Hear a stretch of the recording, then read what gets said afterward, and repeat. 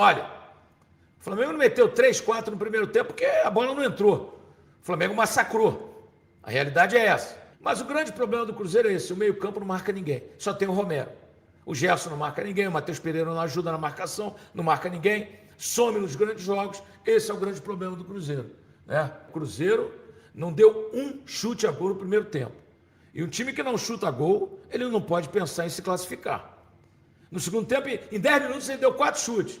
2 bolas do Caio Jorge que passaram raspando a trave, né? O gol do Romero, a outra bola que entrou, não entrou. Então é isso, gente. O Cruzeiro pagou pelo seu primeiro tempo horroroso e não saiu goleado no primeiro tempo, porque é coisas do futebol, né? O Otávio salvou a bola do Pedro cara a cara, né? O Samuelino perdeu o gol. Foi impressionante o primeiro tempo.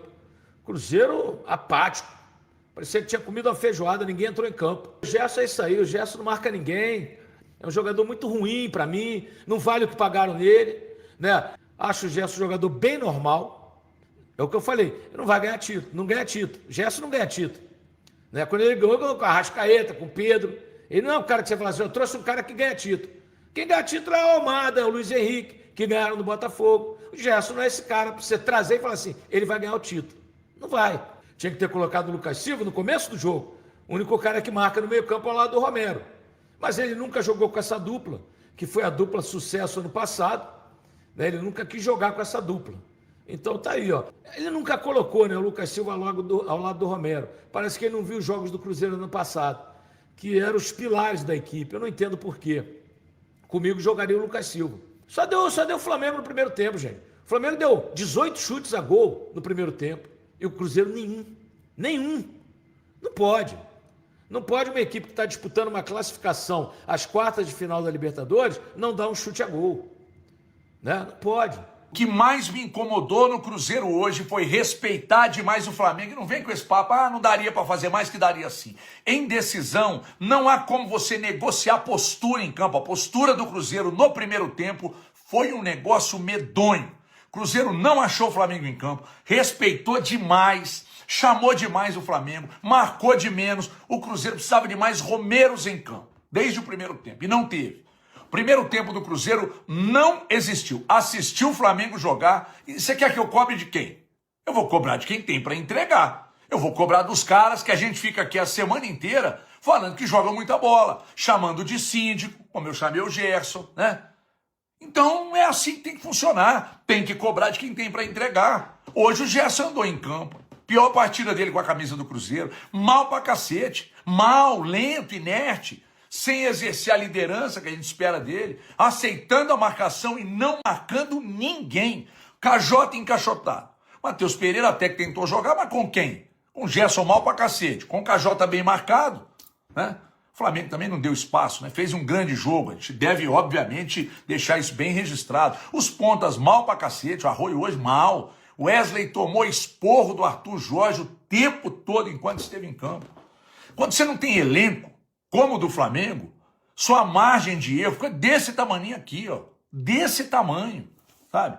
Pode ter variação de postura também não. Tem que entrar ligado. Quem tem futebol para entregar, tem obrigação de entregar. E não foi assim, gente. O Pedro à vontade, o Pedro desfilou em campo, só dando tapa. Ficou barato, ninguém chega no cara. Ficou barato pro Cruzeiro, inclusive, tá? Pelo volume do primeiro tempo, era para ter tomado logo uns 3 de saída, tá? O Flamengo tem um elenco que ninguém discute, o melhor do continente, disparado. Aí pega um Cruzeiro sem postura, que ficou assistindo o Flamengo jogar, aí não vira mesmo não, E não adianta falar que o Cruzeiro é time só para isso aí, porque não é. Não é. A gente sabe que joga mais do que isso aí. Mas hoje foi uma lástima em campo. Melhorou discretamente no segundo tempo. Discretamente não. Melhorou no segundo tempo, sabe? Mas morreu quando tomou o segundo de novo.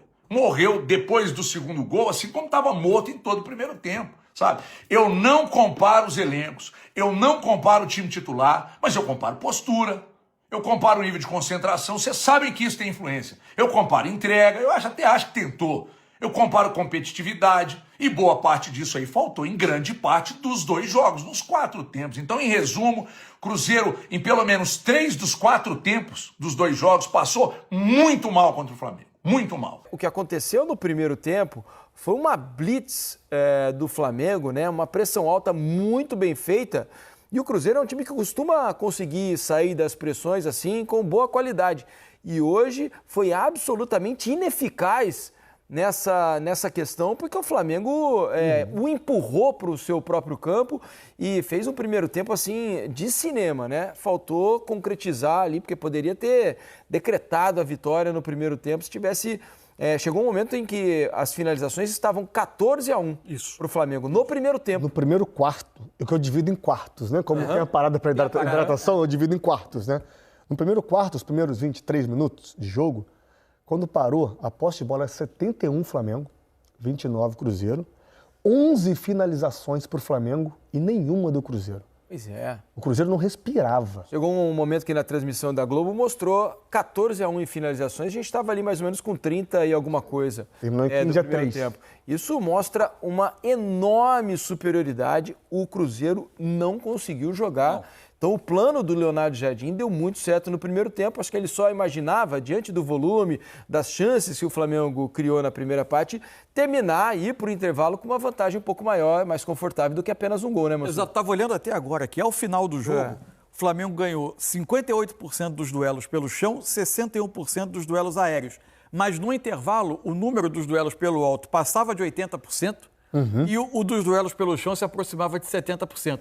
Porque em alguns momentos o jogo tinha muito esse duelo de pressões e saídas de bola. E o Flamengo conseguia obrigar ou o Cruzeiro a chutar ou retomava a bola. E quando o Cruzeiro chutava, o Flamengo ganhava essa bola e se recolocava no ataque. E já o Flamengo conseguia fazer essa saída fluir. O Cruzeiro não conseguia interromper a saída de bola do Flamengo. Para mim, isso era uma diferença muito clara no jogo. A forma de conduzir... O Flamengo tinha muito mais facilidade para conduzir a bola da sua saída até o ataque do que o Cruzeiro no primeiro tempo. No segundo tempo, o Cruzeiro dá uma estancada nisso, faz o jogo andar para mais próximo da área do Flamengo em alguns momentos, e aí as coisas se estabilizam. Mas o primeiro tempo foi de muita autoridade do Flamengo. E tem uma questão, né, Ramon? Os jogadores do Cruzeiro acostumados a sofrer uma pressão não tão bem feita como essa do Flamengo, porque poucos times conseguem fazer o que o Flamengo fez com o Cruzeiro hoje, mas assim, jogadores do Cruzeiro de boa técnica no primeiro tempo não conseguiam acertar passes, por exemplo. O Cruzeiro não conseguia trocar 2, 3 passes em sequência, errando passes por causa da boa pressão do Flamengo e por isso se colocando numa situação desconfortável demais, assim, ao longo de todos os primeiros 45 minutos. Era um Flamengo muito coordenado, né, e com movimentos certeiros para fazer essa pressão. Como o Mansur falou, ou recuperava a bola já no último terço do campo e ali jogava, conseguia finalizar e chegar ao gol do Cruzeiro, ou parava com falta. E quando o Cruzeiro, nessa tentativa de tentar sair da pressão a qualquer custo, né, tentava dar esse chutão, uma coisa muito importante que a gente vai mostrar aqui depois nesse quadro para poder exemplificar para vocês, era as conduções do Léo Ortiz e do Léo Pereira para fugir dessa pressão, dessa marcação individual que fazia o Cruzeiro na saída de bola do Flamengo. As conduções dos dois zagueiros, cara, criava muito problema defensivo para o Cruzeiro. Por que o Cruzeiro só conseguiu fazer essa pressão ao Flamengo nesses 15 minutos do segundo tempo e não foi possível na primeira parte e também mesmo depois, com as substituições, ela não foi mais possível? Eu acho que o Cruzeiro, acho que os dois lados do campo aí vão influir nisso. Acho que o Cruzeiro encaixa melhor no segundo tempo, ele deixa de marcar a inferioridade na saída do Flamengo nos primeiros passes, esse 3 contra 4, naturalmente ele assume mais riscos, e quando ele tem a bola, ele também consegue sair mais por esses apoios que a gente mostrou ali, com o Matheus Pereira participando mais com o Gerson. Tanto que tem um detalhe, não sei se o Ramon vai concordar, quando o Flamengo faz o 2-1, no gol do Lino, o Paquetá e o Carrascal estão na beira do campo. Mas o fato de o Flamengo ter feito o gol não muda a decisão do Léo Jardim de fazer as trocas. Porque as trocas eram para tentar ganhar mais perna para essa pressão. Eu acho que, então, eu não sei porque foi a volta do segundo tempo. Eu não sei se impactou fisicamente a questão da pressão do Flamengo. Porque essa pressão na saída já não foi a mesma que o Flamengo vinha fazendo no primeiro tempo. A mesma que eu digo de intensidade, de velocidade de reação. Não sei até que ponto isso pesou. Por quê? O Arrasca sai com 62 minutos. Exatamente. Sai o Arrasca com 62 e o Plata também. Isso. E aí o Flamengo volta a ganhar força e perna para pressionar. Essa questão do Matheus Pereira me chamou muita atenção no primeiro tempo. Até a transmissão da Globo pegou uma bola que o Cruzeiro totalmente sob pressão.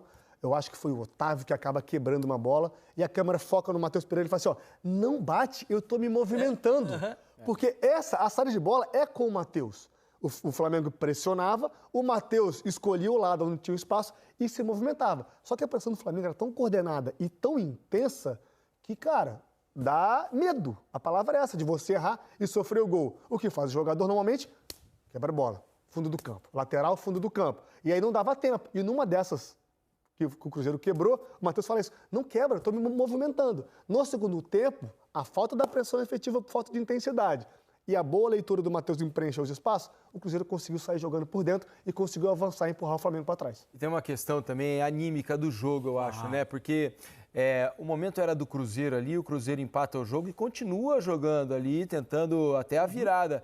Só que o Flamengo reagiu e conseguiu o seu gol rápido demais para o Cruzeiro, né? Porque o gol saiu, acho que 12 minutos depois, né? O gol do Cruzeiro foi, se eu não errei, a minha anotação foi era aos 5:18.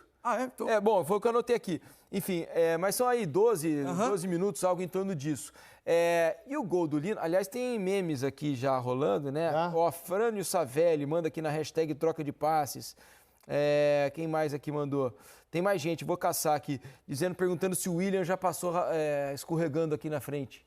Ele está escorregando até agora. É porque o corte do Lino foi espetacular no Três gol, gols né? foram, né? Foram lindos gols. E o Lino dá um corte, o William passa escorregando, né? Mas a questão é que o fato do gol do Flamengo ter surgido rápido, num intervalo apenas de 12 minutos, tirou o conforto do Cruzeiro. Porque a partir do gol do Flamengo, até animicamente, acho que deixa o Cruzeiro um pouco mais nervoso de novo no jogo, né?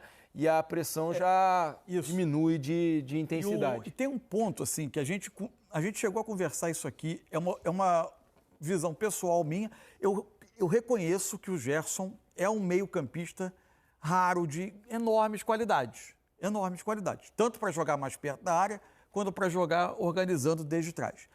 Só que eu acho que o Cruzeiro, em muitos momentos, perde um pouco de presença na frente da área para defender. E o Flamengo, de novo, voltou a sobreviver no jogo, explorando esses espaços pelo centro, na entrada da área, onde eu acho que o Cruzeiro ficou descoberto em alguns momentos do jogo, nas duas idas, né, nas duas pernas da eliminatória. No Mineirão, com o Matheus Henrique e Gerson, e hoje mesmo com o Lucas Romero, que dá muito mais presença, combatividade, é um jogador vital nesse time, eu acho.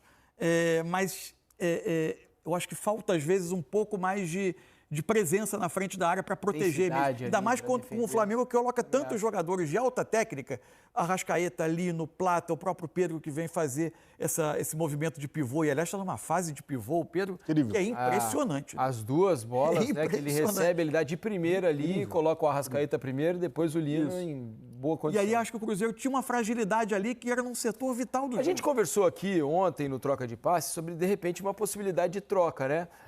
Para um Cruzeiro um pouco mais protegido, de repente tirando um dos atacantes, colocando o Gerson com o Lucas Silva no meio campo, Lucas Silva e Lucas Romero, com o Gerson e Matheus Pereira, para tentar povoar um pouco o meio campo, né? Acontece que o Lucas Silva, se a gente olhar, ele não participou de nenhum minuto da eliminatória. Isso. E não participou também de nenhum minuto do jogo com o Corinthians, entre os dois jogos com o Flamengo. Ele não sai do banco dos últimos 2, 4, 7, 8 jogos do Cruzeiro, ele não saiu do banco. Isso é uma outra questão. Desde a volta. Deve ter alguma questão com que o momento... Desde a volta da Copa do Mundo, ele jogou 44 minutos apenas. 13 contra o Inter fora e 31 minutos contra o Mirassol. E a gente também citou aqui no programa de ontem a questão de característica do Arthur Jorge.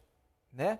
Se a gente pegar a passagem dele pelo Botafogo, mesmo em grandes jogos, em confrontos duros, por exemplo, contra Palmeiras e Flamengo, ele não abria a mão de colocar, por exemplo, 4 homens ofensivos, né?